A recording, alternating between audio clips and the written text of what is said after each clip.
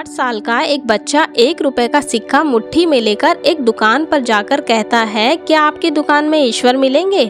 दुकानदार ने यह बात सुनकर सिक्का नीचे फेंक दिया और बच्चे को निकाल दिया। बच्चा पास की दुकान में जाकर 1 रुपए का सिक्का लेकर चुपचाप खड़ा रहा।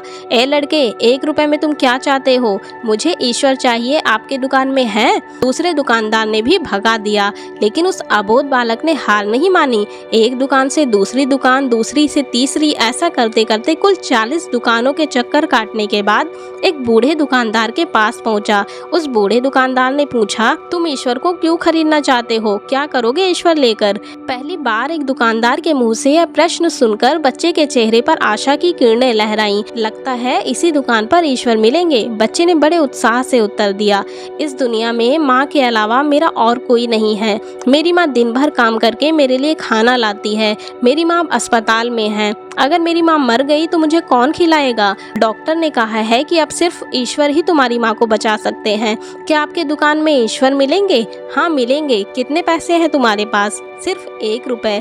कोई दिक्कत नहीं है, 1 रुपए में ही ईश्वर मिल सकते हैं। दुकानदार बच्चे के हाथ से 1 रुपए लेकर उसने पाया कि 1 रुपए में एक गिलास पानी के अलावा बेचने के लिए और कुछ भी नहीं है।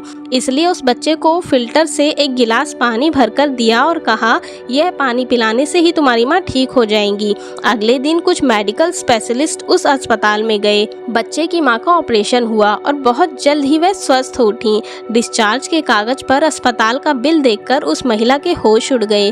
डॉक्टर ने उसे आश्वासन देकर कहा, टेंशन की कोई बात नहीं है, एक वृद्ध सज्जन ने आपके सारे बिल चुका दिए हैं, साथ में एक चिट्ठी भी दी है।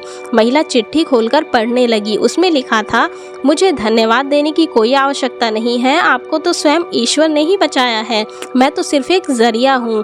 यदि आप धन्यवाद देना ही चाहती हैं तो अपने अबोध बच्चे को दीजिए, जो सिर्फ 1 रुपए लेकर ना समझो की तरह ईश्वर को ढूंढने निकल पड़ा। उसके मन में यह दृढ़ विश्वास था कि एकमात्र ईश्वर ही आपको बचा सकते हैं।